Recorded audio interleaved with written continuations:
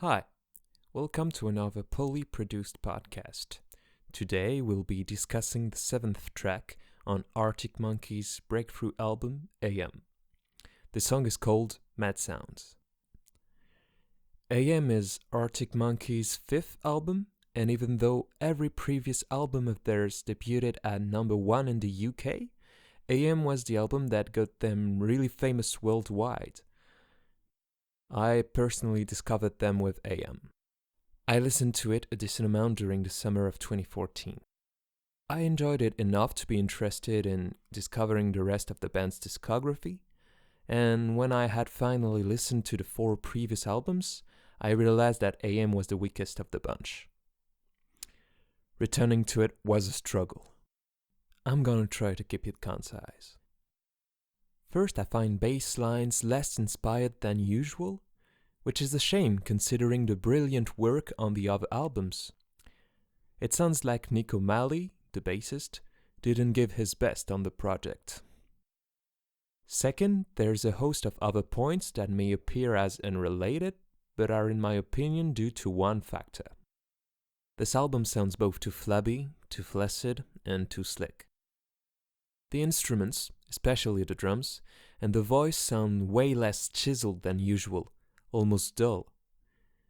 The whole thing sounds distant too, almost as if you'd put a blanket over your speakers. And Alex Turner doesn't go far enough with his interpretation. It isn't assumed to the fullest. It's in this spot where it's neither subtle enough to not be a bother, nor unequivocal enough to be a real character. Therefore, it only comes across as a cliché. To me, the 2 songs that illustrate these issues best are Why'd You Only Call Me When You're High and I Wanna Be Yours. I think that all of this can be attributed to a single fact. The band changed their recording process for AM. Instead of playing everything live as they did for the 4 first albums, they recorded each instrument separately, going as far as recording different parts of the drums, such as the snare, on their own. In the case of the snare, it was isolated so that they could treat its sound separately, and for example, add some reverb to it.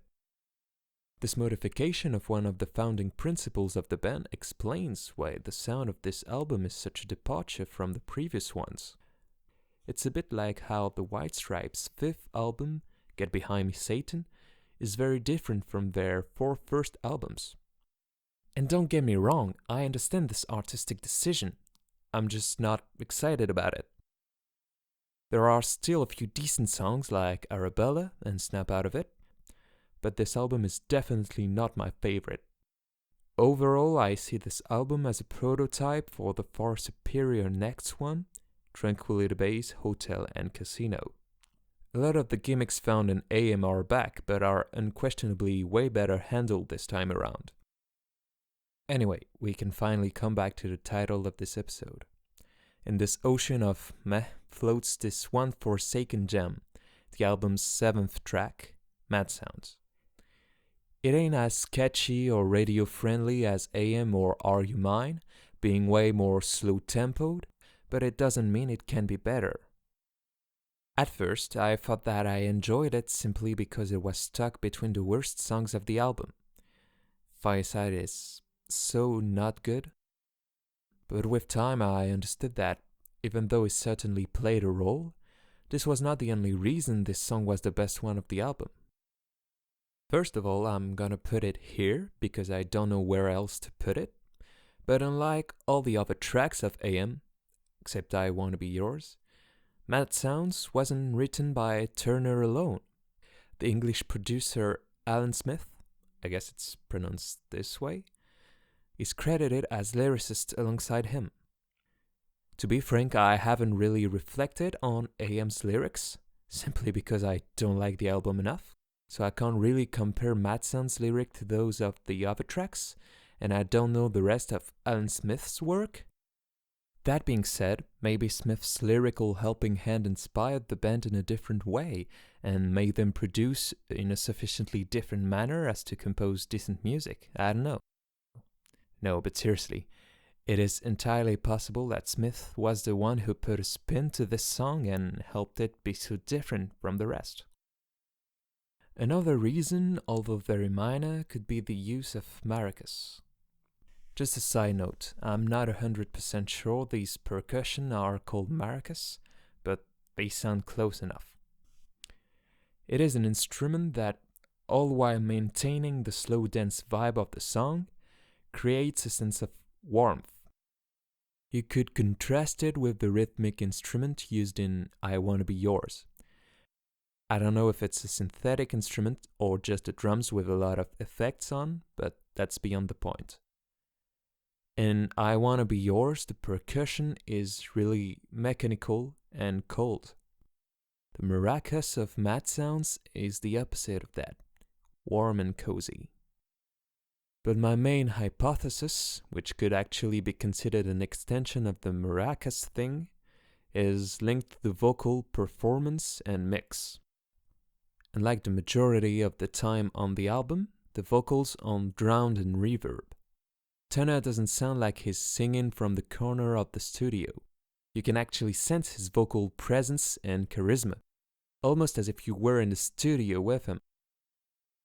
The crooner persona crafted for the rest of the album is replaced for just 3.5 minutes by another that at least seems way more genuine. The other instruments, by not being too processed, give off the same feel.